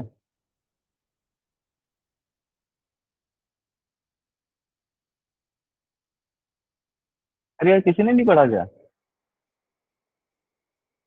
चलिए कोई नहीं, मैं न्यूज़ शेयर कर दूंगा आप लोगों के साथ, देखनी है उसको जरूर ना, नोट्स अपडेट करना है उसको लेकर के। तो ये आपके पास होते हैं वार्म ब्लडेड। हमने ने देखा कि वार्म ब्लडेड आपके पास क्या होंगे? थर्मल, इसको बोला जाता है थर्मल स्ट्रेटिफिकेशन। थर्मल स्ट्रेटिफिकेशन, ठीक है। कि थर्मली जो कौन कौन सी लेयर्स हमारे पास यहाँ पे पानी में जो, यस सर वो एमपीएमएलए वाली, यस भाई। तो उस न्यूज़ को देखना है और पॉलिटी के नोट्स जो है आपको अपडेट कर लेना उसके अकॉर्डिंगली। यस, उस न्यूज़ को जरूर पढ़ना है, उसको पॉलिटी में अपडेट कर लेना है। कल मैंने एक न्यूज़ जो है वो शेयर करी थी, जिसके थ्रू आपके पूरे आईआर का एक पूरा कंसेप्ट रिवाइज हो जाता है उसमें, है ना। इंटरनेशनल रिलेशंस का जो हमने एक पूरा कंसेप्ट पढ़ रखा है, वो पूरा का पूरा कंसेप्ट उससे रिवाइज हो जाता है, तो उसको भी जो है वो जरूर देखना है। डन। चलिए, तो यहाँ तक जो है हमने चीजें देखी, तो यहाँ पे आकर के टेम्परेचर जो है हमारे पास यहाँ पे खत्म हो जाता है कि भाई टेम्परेचर जो है वो ठीक है। तो एप्ली एपिलिमियन आपको समझ में आ जाएगा, मेटालिमियन क्या होता है, हाइपोलिमियन आपके पास क्या होता है। फिर वाटर के अंदर सनलाइट का पेनिट्रेशन किस तरीके से है, वो भी आपको समझ में आ जाता है। एंड आपके पास क्वेश्चन आता है कि हाइपोलिमियन जो है वो क्या होता है, वार्म ऑन टॉप होता है क्या? तो क्या ध्यान रखना है, वार्म ऑन टॉप नहीं होता है, वो क्या होता है? Cold at the bottom. ये चीजें आपको यहाँ पे देखने को मिलती है। तो इस तरीके से जो हम लोग क्लासिफिकेशन देख रहे थे उसमें टेम्परेचर को जो है हमने यहाँ पे समझ लिया। नेक्स्ट आपके पास वाटर आता है। एंड जब भी हम वाटर देखते हैं तो वाटर की डिपेंडेंसी में हम लोगों को क्या चीज देखनी होती है कि सर वाटर है। एंड वाटर में जो मेन फैक्टर आपको है जो आपके पास इंपैक्ट करता है वो होती है इसकी सैलिनिटी। यस, वो होती है इसकी salinity. And based on the salinity in the water हम लोग दो तरीके का क्लासिफिकेशन जो है आपके पास यहाँ पे करते हैं। अब वापस बहुत ही सिंपल है, जैसे ही मैं वर्ड लिखूंगा आपको उसका शब्द का मतलब समझ में आ जाना चाहिए। एक तो आपके पास होता है यूरी हेलाइन, और एक आपके पास मिलेगा स्टेनोहेलाइन। यस। यूरी हेलाइन का मतलब क्या है? यूरी हेलाइन का मतलब होता है कि अगर आप एक वाइड रेंज ऑफ सैलिनिटी को बर्दाश्त कर सकते हो। यस। एग्जाम्पल आपके पास कैसे हो जाएगी? जैसे ग्रीन क्रैब्स आपको देखने को मिलता है, कहीं पे भी लेकर लेकर के जाके छोड़ दो इनको, सब जगह रह लेते हैं ये। वाइड रेंज ऑफ सैलिनिटी है आपके पास यहाँ पे। यहीं पे जो स्टेनोहेलाइन होते हैं उनको लेकर के क्या मिलोगे? Narrow range of salinity. Narrow range of salinity जो है आपके पास यहाँ पे रहती है। जैसे प्लांट्स हो गए, एनिमल्स आपके पास हो गए, है ना, हर तरीके का जो है आपके पास, जैसे जो कि आपके पास ब्रैकिश वाटर के अंदर जो है वो पाया जाता है, बिल्कुल जहाँ मिलना है वहीं मिलेंगे, इसके अलावा और कहीं नहीं मिलेंगे। जिस जहाँ मिलना है वहीं मिलेंगे, इसके अलावा जो है आपके पास यहाँ पे कहीं पे भी नहीं मिलता है। इसके बाद आपके पास प्रेशर होता है, ह्यूमिडिटी आपके पास होती है, रेनफॉल आपके पास है। ये सारे इम्पैक्ट जो है आपके पास यहाँ पे देते हैं। बट ये सब ह्यूमिडिटी, प्रेशर, जब टेम्परेचर और पानी जब आपके पास समझ में आता है, तो ये सब यहाँ से जो है इंटर रिलेट आपके पास यहाँ पे हो जाता है। डन। तो ये आपके पास होते हैं biotic components, biotic sorry abiotic components. Abiotic components में भी फिजिकल फैक्टर्स, बाकी जो इनऑर्गेनिक सब्सटेंसेस आपके पास हैं, ऑर्गेनिक सब्सटेंसेस हैं, इन सबकी इंपॉर्टेंस तो जो है आपको देखने को मिलती ही है कि प्रोटीन के लिए आपके पास क्या इंपॉर्टेंट है और किस तरीके से आपके पास ये सब, ये बाकी सारी चीजें एनर्जी ट्रांसफर के अंदर जो है आपके पास आती है। डन। तो ये आपके पास होते हैं biotic components, abiotic components sorry. तो टेम्परेचर से रिलेटेड आपके पास यहाँ पे जितनी भी चीजें हमने पढ़ी है, यहाँ पे सबसे आपके पास क्वेश्चन आता है। अब देखो आपके पास क्वेश्चन कैसे आएगा। एसएससी का एग्जाम दोगे तो आपके पास ये यूरी थर्मल क्या है, यूरी हेलाइन क्या है, कोल्ड ब्लडेड क्या है, वार्म ब्लडेड क्या है, ये सारे क्वेश्चन आ जाएंगे। बट जब यूपीएससी की बात आती है तब आपके पास हमेशा क्वेश्चन आता है किस तरीके का, एग्जाम्पल देकर के, कि ग्रीन क्रैब्स हैं, दे आर स्टेनोथर्माइन इन नेचर। तो आपको इस लेवल के ऊपर जाकर के चीजें याद रखनी होगी। अब मान लो कभी भी न्यूज के अंदर आप किसी स्पीसीज के बारे में पढ़ते हो और स्पीसीज के बारे में, कोई स्पीसीज है वो न्यूज में आई, अब उस स्पीसीज के डिस्क्रिप्शन में वहां पे लिखा हुआ है कि it is a warm blooded animal या वार्म ब्लडेड स्पीसीज है, इंपॉर्टेंट है। समझ गए ना, आएगा एग्जाम में, है ना, वो स्पीसीज का नाम, फिर उसके बारे में तीन चार पॉइंट्स होंगे और आपसे पूछ लिया जाएगा क्या क्या सच है इसके बारे में। तो वो चीजें, तो जब कभी भी किसी भी स्पीसीज के बारे में देखो तो ये चीजें देखनी है कि वो वार्म ब्लडेड में आ रहा है, कोल्ड ब्लडेड में आ रहा है, और पहचानने का तरीका बहुत आसान है। अगर उसके बाल हैं और उसके कान है तो वार्म ब्लडेड, नहीं है तो कोल्ड ब्लडेड। फिर यूरी हेलाइन है या स्टेनो हेलाइन है, अगर दिख जाए तो देखना है। देखो खुद से किसी के बारे में रिसर्च नहीं करनी है कि जाओ और अब सबके सारी स्पीसीज की एक लिस्ट ले ली और फिर उसके आगे पूरा लिस्ट में लिख लिया कि यूरी हेलाइन कौन है। जो चीज इंपॉर्टेंट होगी वो न्यूज में अपने आप आ जाएगी। जहां पे देखने को आपको मिल गया कि हाँ ये चीज है, जैसे पोलर बियर के बारे में मैंने लिखवा दिया है, इसी तरीके से अगर आपको कोई स्पीसीज दिखती है और उसके बारे में ये चीजें लिखी हुई मिल जाती है, तो वो चीज आपके लिए इंपॉर्टेंट है। डन सभी को? यस। चलिए, तो ये सारी चीजें आपके पास होती है। अब देखो नेक्स्ट चीज समझते हैं, बायोटिक कंपोनेंट्स। बायोटिक कंपोनेंट्स के अंदर आपके पास क्या होता है कि भाई मेन चीज जो है वो होते हैं एनर्जी। अरे यार, यस, तो थोड़ी सी मेरे को ब्लैंक स्लाइड लेना एक बार।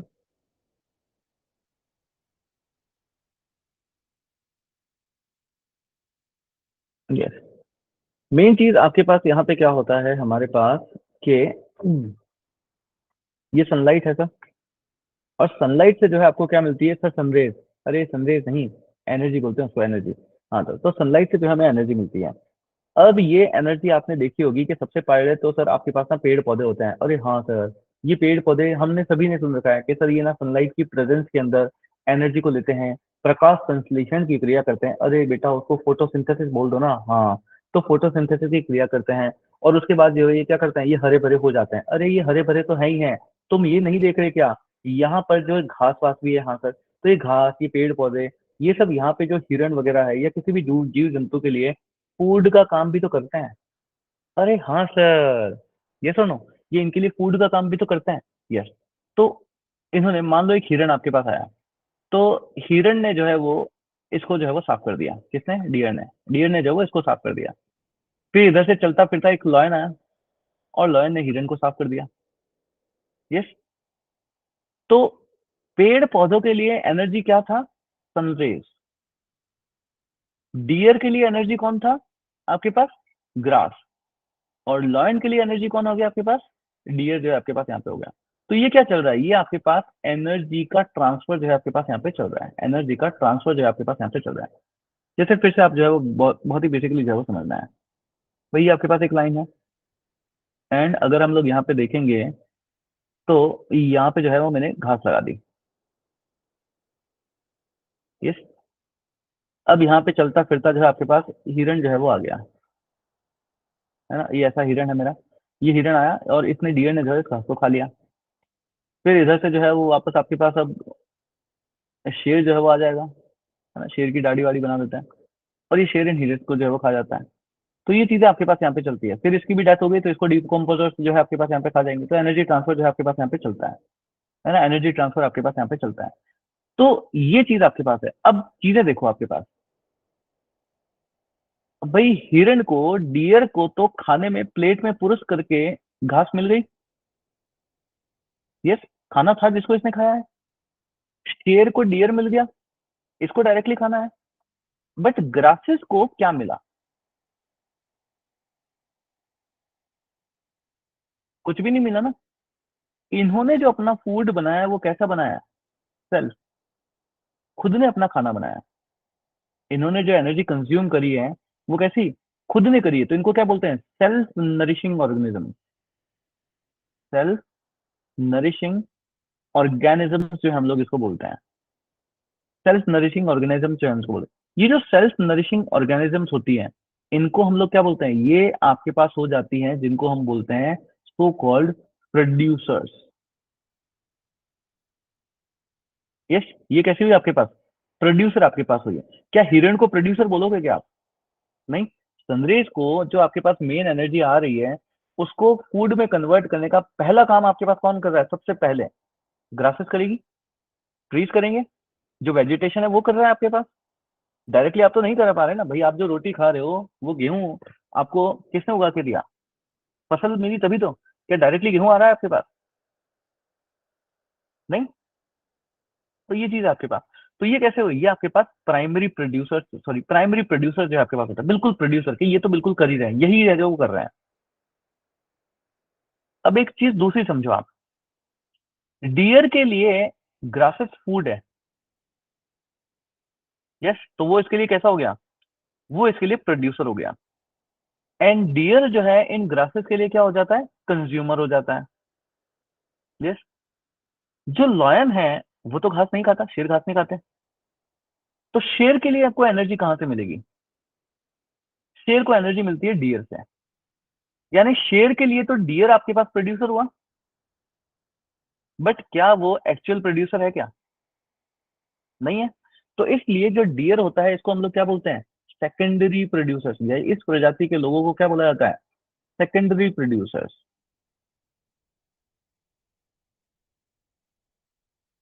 बट एक चीज बताओ, primary producer and secondary producer में डिफरेंस है। प्राइमरी प्रोड्यूसर सेल्फ नरिशिंग है। क्या सेकेंडरी प्रोड्यूसर्स हैं? नहीं, वो तो अपनी एनर्जी कहां से ले रहे हैं? ग्रासेस से जो है आपके पास यहाँ पे ले रहे हैं। तो ये डिफरेंसेस जो है आपके पास यहाँ पे जो है वो समझ में आने चाहिए। तो अब आप लोग कुछ एक डेफिनेशन जो है यहाँ पर हम लोग समझने की कोशिश करेंगे। जैसे सबसे पहले आपके पास आते हैं प्रोड्यूसर्स। यस, या जिनको हम लोग ऑटोट्रॉप्स भी बोलते हैं। ऑटोट्रॉप्स भी जो है वो बोलते हैं सर, मतलब जो सेल्फ नरिशिंग आपके पास होता है, कि अपना खाना जो है बिल्कुल हम खुद ही बनाएंगे। सेल्फ नरिशिंग स्पीसीज जो आपके पास यहाँ पे होती हैं, या जिनको ऑर्गेनिजम्स हम लोग बोल रहे हैं, सेल्फ नरिशिंग ऑर्गेनिजम्स आपके पास है। सर कौन कौन से हो सकते हैं? ग्रीन प्लांट्स आपके पास है।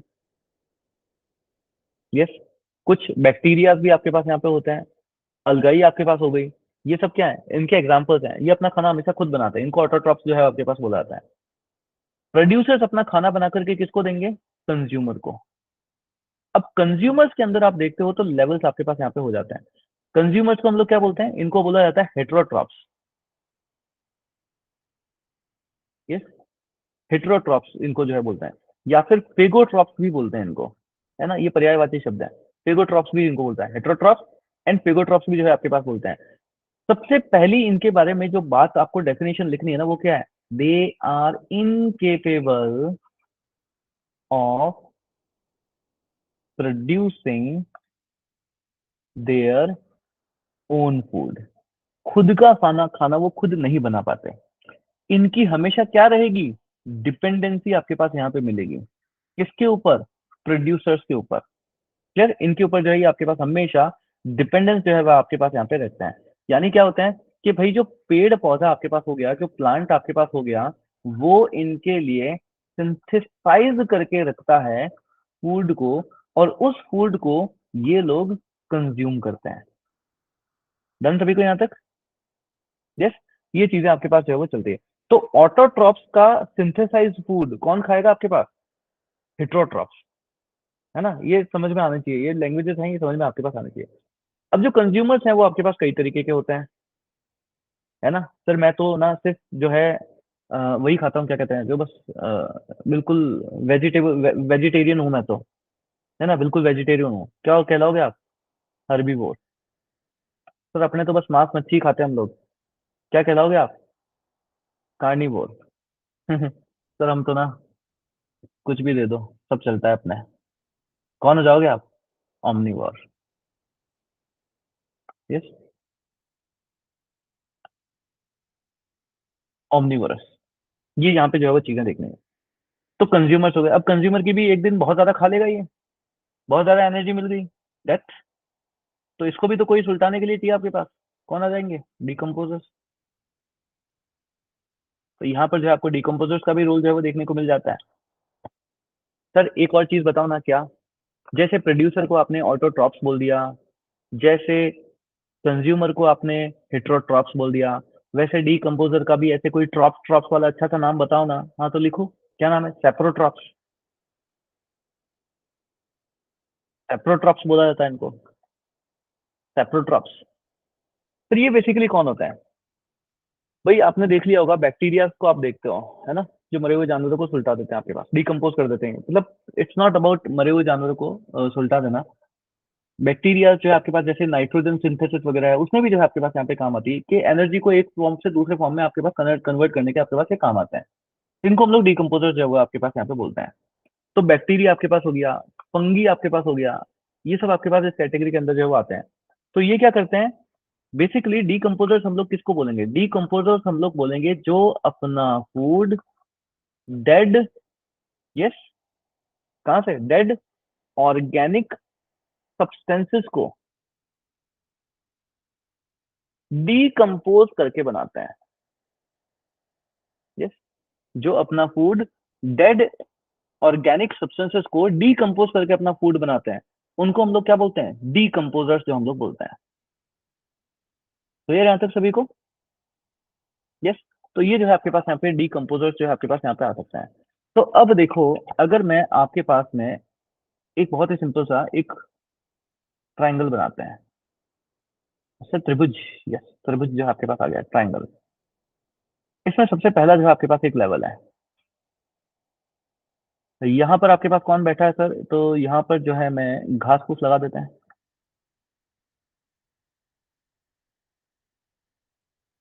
यस। उसके बाद जो है आपके पास और भी लेवल्स हैं। तो इस घास को खाने के लिए हम लोग लेकर के आ जाते हैं ग्रास हॉपर्स को। तो ग्रास हॉपर ने जो है वो घास खा ली। ग्रास हॉपर को जो है एक दिन टर टर करते हुए फ्रॉग आया, और फ्रॉग ने जो है वो ग्रास हॉपर खा लिया। फिर फ्रॉग और स्नेक के लिए अंदर लड़ाई हुई, और स्नेक ने जो है वो फ्रॉग को खा गया। ऊपर से बाज बैठी हुई सब देख रही थी, बोले बेटा थोड़ा रुक जा, तेरा भी टाइम आएगा। चुपके से आई, और ईगल ने जो है वो आपके पास स्नेक को खा लिया। यस। उसके बाद भी कहानी चलती है। ईगल की डेथ हो जाएगी, फिर डिकम्पोजर है ना, ईगल नीचे गिरेगी तो डिकम्पोजर्स बैक्टीरिया वगैरह आएंगे, वो इसको खा जाएंगे, है ना। फिर जो बैक्टीरिया जो है वो जो शिट प्रोड्यूस करते हैं, उसके ऊपर जो है वो वापस घास उग जाएगी। तो चीजें जो है वो एनर्जी साइकिल आपके पास यहाँ पे चलता रहता है। अब देखिए, यहाँ से सूर्य देवता सब बैठ करके देख रहे हैं सनलाइट। सनलाइट को सबसे पहले आपके पास किसने कंज्यूम किया? सबसे पहले आपके पास किसने कंज्यूम किया? सर ग्रासेस ने। तो इसलिए ग्रासेस को हम क्या बोलते हैं? ये आपके पास हो गए प्राइमरी प्रोड्यूसर्स। यस। या जिसको हम बोलते हैं ऑटोट्रॉप्स, ये आपके पास हो गए ऑटोट्रॉप्स। अब ऑटोट्रॉप्स कौन से होते हैं? Self nourishing. इसके अलावा, इस रेंज के अलावा जितने भी आपको ऊपर मिलेंगे, ये सारे के सारे कैसे हो गए? हेट्रोट्रॉप्स। यस। ये सारे आपके पास कैसे हो गए? हेट्रोट्रॉप्स जो है आपके पास हो गए। तो ऑटोट्रॉप और हेट्रोट्रॉप तो सबसे पहले समझ में आ गए। अब देखो, ग्रास ने सबसे पहले एनर्जी बनाई, तो वो आपके पास हो गए प्राइमरी प्रोड्यूसर। तो ग्रास होपर जो है वो क्या कर रहा है? ग्रास होपर इसको सबसे पहले खा रहा है। तो ये कौन हो गया? ये आपके पास हो गया प्राइमरी कंज्यूमर। यस। ये आपके पास हो जाता है प्राइमरी कंज्यूमर। अब ग्रास होपर को फ्रॉग खाता है, तो फ्रॉग के लिए ग्रास होपर तो क्या हुआ है? प्रोड्यूसर ही हुआ ये। तो इस वजह से इसको हम लोग लेंगे तो सही प्रोड्यूसर की कैटेगरी में, बट ये आपके पास कैसा होता है? Secondary producer. And primary producer और सेकेंडरी प्रोड्यूसर में ऑब्वियसली जो है आपके पास ये क्या है, डिफरेंसेस है। अब फ्रॉग ने ग्रास होपर को खा लिया तो ये प्राइमरी कंज्यूमर हो गया, स्नेक ने फ्रॉग को खा लिया, ये क्या हो गया, सेकेंडरी कंज्यूमर आपके पास हो गया। यस। फिर ईगल ने स्नेक को खा लिया तो स्नेक ईगल के लिए क्या हो जाएगी है, ईगल क्या हो जाएगा आपके पास, सॉरी स्नेक क्या हो जाएगा, टर्शरी कंज्यूमर आपके पास हो जाएगा। एंड ईगल की जो है आपके पास आगे और आप देखोगे तो क्या बन जाएगी, क्वार्टरनरी कंज्यूमर जो है आपके पास यहाँ पे बन जाती है। क्लियर। यस। अब मुझे एक बात बताओ, ट्रॉपिक लेवल्स, इनको ये जो लेवल्स हैं इनको ट्रॉपिकल लेवल्स बोला जाता है। तो ये हो गया आपके पास T1 लेवल, ये आपके पास T2 लेवल है, ये T3 लेवल है, ये T4 लेवल है, और ये T5 लेवल है। एक बहुत ही सिंपल सी चीज बताना मुझे, अगर मैं टाइगर का एग्जांपल लूं तो क्या टाइगर T1 लेवल पे आ सकता है क्या,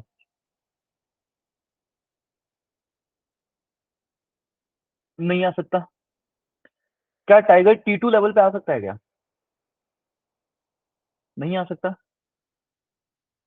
tiger tiger tiger tiger T3 level पे आ सकता, यस टाइगर T3 लेवल पे आ सकता है क्या, आ सकता है। टाइगर T4 लेवल पे आ सकता है क्या, आ सकता है। टाइगर T5 लेवल पे आ सकता है क्या, आ सकता है। यानी आपको जो कार्निवोर्स मिलने आपको स्टार्ट होंगे वो हमेशा कहां से मिलने स्टार्ट होंगे फूड चेन के अंदर, कहां से, T3 लेवल से। सेकेंडरी कंज्यूमर से आपको कार्निवोर्स जो है वो मिलना स्टार्ट होता है। यानी फूड चेन के अंदर, या ये जो आपके पास ये हमारे पास ये डायग्राम बन रहा है, इसके अंदर कार्निवोर्स की लोकेशन फिक्स है। डन। अब मुझे बताओ नीम का पेड़ कहाँ मिलेगा, नीम का पेड़ कहाँ मिलेगा, T1 में। आम का पेड़ कहाँ मिलेगा, T1 में। ग्रासेस श्रब्स कहाँ मिलेगी, T1 में, है ना। कोई भी ले लो आप इनमें से, ये सब कहाँ पे मिलेंगे ग्रीन प्लांट्स वगैरह, T1 में जो है मिलेंगे। क्या वो T2 पे मिल सकता है, क्या वो T3 पे मिल सकता है, नहीं। यानी इसकी भी लोकेशन कैसी है, फिक्स है, T1 पे ही मिलेगी। क्वेश्चन आता है, क्वेश्चन आता है कि क्या स्नेक, क्या लॉयन जो है वो सेकेंडरी प्रोड्यूसर हो सकता है क्या, क्या स्नेक ऑटो ट्रैप हो सकता है क्या, नहीं। तो इस तरीके के क्वेश्चन आपको देखने को मिलता है। अच्छा मुझे एक बात बताओ, तो एक जो है सिंपल सी जो है मुझे बात बताना, ऑमनीवोर कौन होता है जो सब कुछ ही खा लेता है, ऑमनीवोर कौन से लेवल पे आएगा,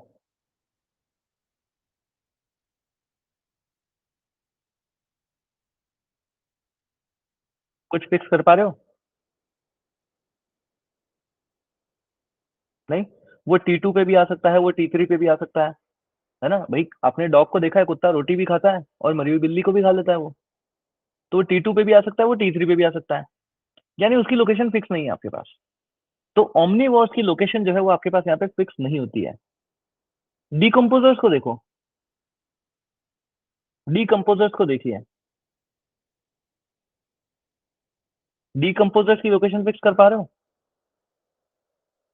से अगर पेड़ का पत्ता टूट करके नीचे गिरा तो उसको भी डिकम्पोज कर जाएंगे। अगर ग्रास हॉपर की डेथ हो गई नेचुरली और वो एकदम से लेट गया तो उसको भी खा जाएंगे, फ्रॉग को भी खा जाएंगे, स्नेक को भी खा जाएंगे, ईगल को भी खा जाएंगे। तो क्या डीकम्पोजर्स की लोकेशन फिक्स हो पा रही है, नहीं हो पा रही। तो ये जो हमारे पास एक पिरामिड बनता है, इस पिरामिड में हम लोग हर्बीवोर्स की लोकेशन फिक्स कर पाते हैं कि नहीं कर पाते हैं, यस। हर्बीवोर्स की लोकेशन फिक्स हो जाएगी, कहाँ पे आएंगे वो हमेशा, सेकेंडरी प्रोड्यूसर या फिर प्राइमरी कंज्यूमर, यहीं पे आएंगे। यस, T2 लेवल के ऊपर आपके पास आएंगे। जो कार्निवोर्स होते हैं उनकी लोकेशन फिक्स कर सकते हैं, यस। वो हमेशा आपके पास हेट्रोट्रॉप्स मतलब इसके अंदर आएंगे, सेकेंडरी कंज्यूमर, टर्शरी कंज्यूमर या क्वार्टर या क्वार्टरनरी कंज्यूमर उसमें आएंगे। बट कभी भी T2 या T1 में आपके पास यहाँ पे देखने को नहीं मिलता है। बट ओमनीवोर्स की लोकेशन एक तो, एंड एक डीकम्पोजर्स, दोनों लिख लेना ये पॉइंट्स, ओमनीवोर्स एंड डीकम्पोजर्स, इनकी लोकेशन जो है आपके पास यहाँ पे फिक्स नहीं होती है ना। फूड पिरामिड में ये जो एनर्जी पिरामिड है आपके पास, उस एनर्जी पिरामिड के अंदर इनकी लोकेशंस आपको फिक्स नहीं मिलती है। किसकी, और एक तो ओमनिवोर्स की और एक डीकम्पोजर्स की, इनकी फूड इनके अंदर लोकेशन जो है आपको यहाँ पे फिक्स नहीं मिलती है। डन यहाँ तक सभी को। चलिए गुड टू गो। तो एनवायरनमेंट की क्लास क्योंकि हम लोग एक ही घंटा करते हैं, तो इसलिए आज इसको यहीं पे हम लोग रोकते हैं। एंड तो मैं रिकॉर्डिंग को स्टॉप कर लेता हूँ।